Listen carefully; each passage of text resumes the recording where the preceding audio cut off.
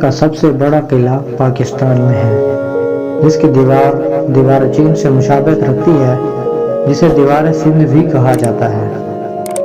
افسوس کہ ہم اس عظیم خزانے کے بارے میں جانتے ہی نہیں۔ اس قلعے کو دیکھ کر آپ کو جنگی مہارت اور دفاعی حکمت عملیوں کا اندازہ ہوگا کہ کیسے ایک بادشاہ اپنے ملک اور رعایا کی بقا و سلامتی کے لیے سب کچھ کر گزرنے کی استطاعت رکھتا ہے۔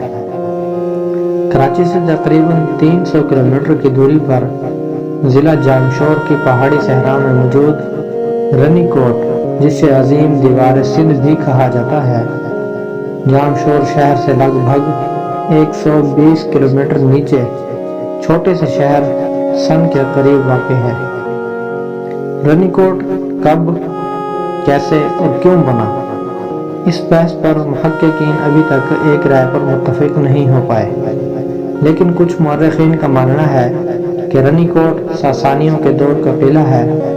چند ماہرین اسے یونانیوں کی طرز تعمیر سے مشابہ قرار دیتے ہیں، جبکہ کچھ کا خیال ہے کہ رنی کوٹ قلعہ 836 ہجری میں عرب گورنر عمران بن موسیٰ نے تعمیر کروایا، لیکن موجودہ دور میں رنی کوٹ کو دنیا میں سب سے زیادہ پذیرائی دلانے کے لیے قوم پرست سیاست کے روح رواں GM سید کا بڑا ہاتھ ہے۔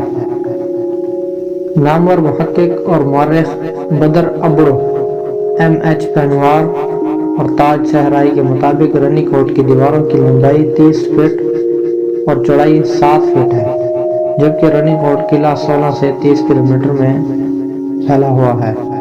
رنی کوٹ کی بحالی پر حکومت سندھ کے ساتھ مل کر کام کرنے والی تنظیم انڈومنٹ فنڈ ٹرسٹ EFT کے مطابق یہ قلعہ 32 کلومیٹر سے زائد رقبے پر پھیلا ہوا ہے اور اس کی دیواریں 7.5 کلومیٹر تک پھیلی ہوئی ہیں۔ کچھ محققین کہتے ہیں کہ قلعہ بر صغیر میں مسلمانوں کی آمد سے بہت پہلے اس وقت بنا تھا جب سندھ ایران کے حدود میں شمار ہوتا تھا، لیکن اس بات کے کوئی ٹھوس شواہد موجود نہیں۔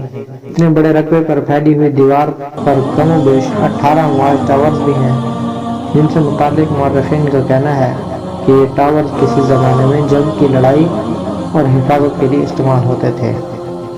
رنی کوٹ میں داخل ہونے کے لیے ویسے تو 5 دروازے، سن گیٹ، موہن گیٹ، عامری گیٹ، شاہ بر گیٹ اور سوری دھوڑ گیٹ وغیرہ ہیں، تاہم کوٹ میں داخل ہونے کے لیے زیادہ تر سن گیٹ کو استعمال کیا جاتا ہے، جسے قلعے کا مرکزی دروازہ بھی مانا جاتا ہے۔ قلعے کو دیکھنے کے لیے آنے والے 98% افراد بذریعہ سڑک اسی دروازے کے راستے قلعے میں داخل ہوتے ہیں، کیونکہ یہی دروازہ مرکزی شاہراہ سے آنے والے راستے پر موجود ہے۔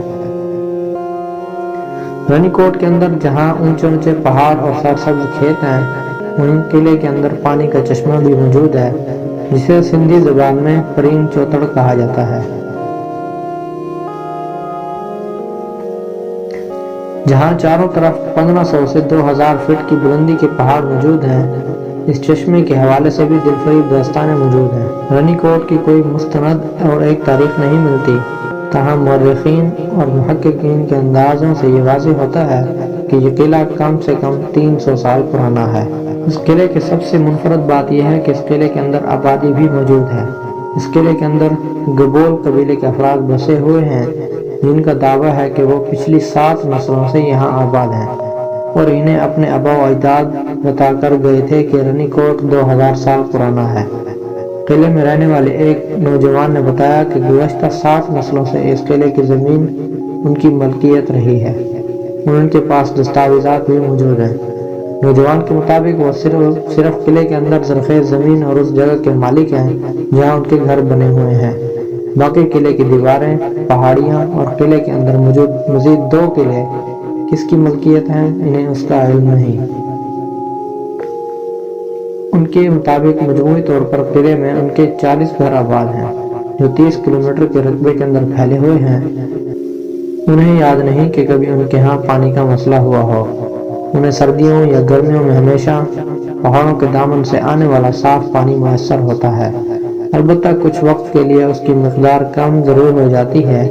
یہ معلوم نہیں پانی کہاں سے آتا ہے، تاہم ان کی زندگی اس پانی کی وجہ سے ہی بہتر گزر رہی ہے، کیونکہ جہاں وہ اس پانی کو پینے اور کھانے کے لیے استعمال کرتے ہیں، وہیں اس پانی سے فصل بھی اگاتے ہیں۔